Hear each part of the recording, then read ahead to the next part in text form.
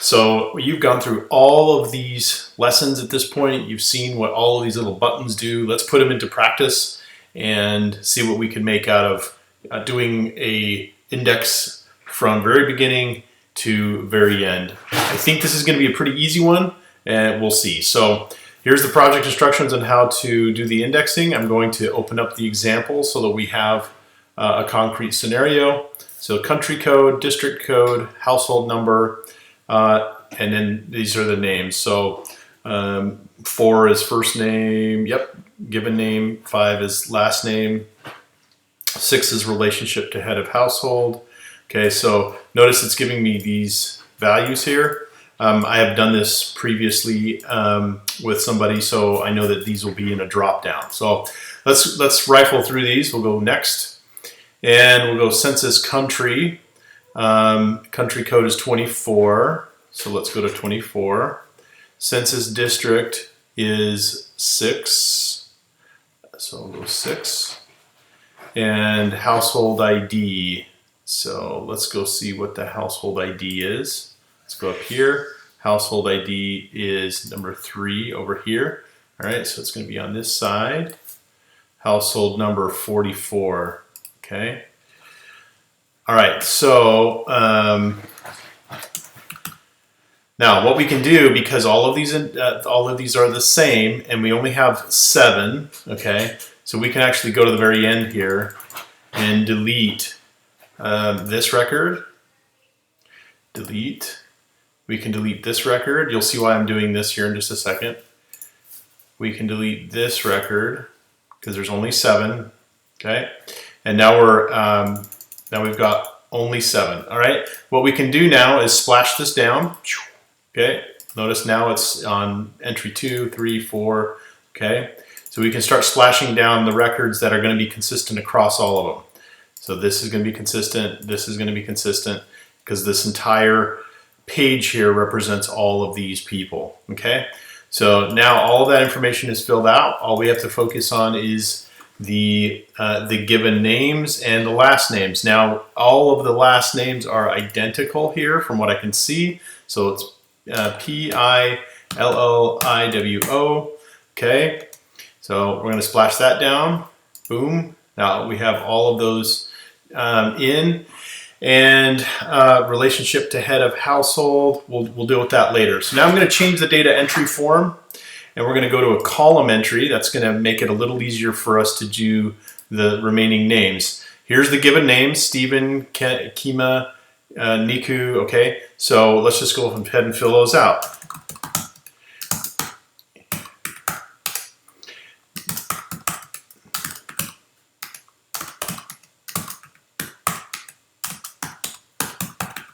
All right, so that's the given names, the surnames. All right, let's go to the next, relationship to head of household. Let's go find where that's at. Relationship to head of household is number 6. Okay, it's that first thing there. All right, so we'll go, yep, here it is, head of household. All right, so it's 01, whoops, do that one more time. 1, this one's 2. See if it'll let me do just the number 3. 3, and let's do and that splash down, so it's all 3 there. Okay. All right, so this is that whole column. All right, let's go to the next item. Next item is new household identifier. All right, let's go see where that is. New household identifier, number 7, 6, 7.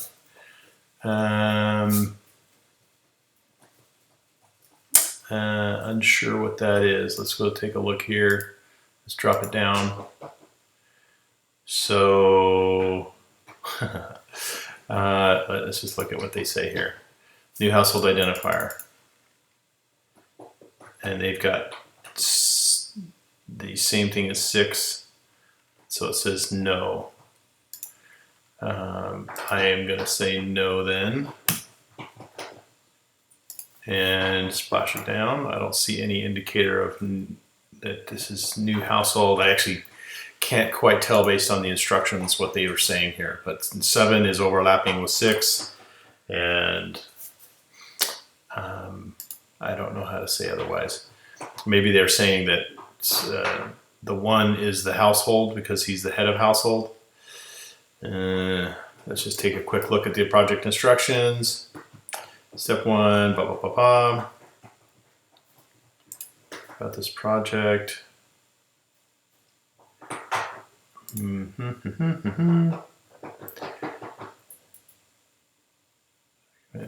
See, these are generic instructions here. Dates, month, year, handwriting help. Okay, so the stuff that is actually part of the image, I don't see any concrete examples for. Let's go take a look at example number 2. See if we see anything. Household identifier. Yeah, nothing here either. Okay, so we are going to leave that as no, and we're going to go to the next. Sex. That is, let's go look at the example here. 8. 8, that's the next column. Next column here. All right, 1, 2, 2. 1, 2, 2. 1, 1. 2, 2. 2, 2. Next. All right, I think we're getting close to the end here. Age. Age appears here. How many years old are you?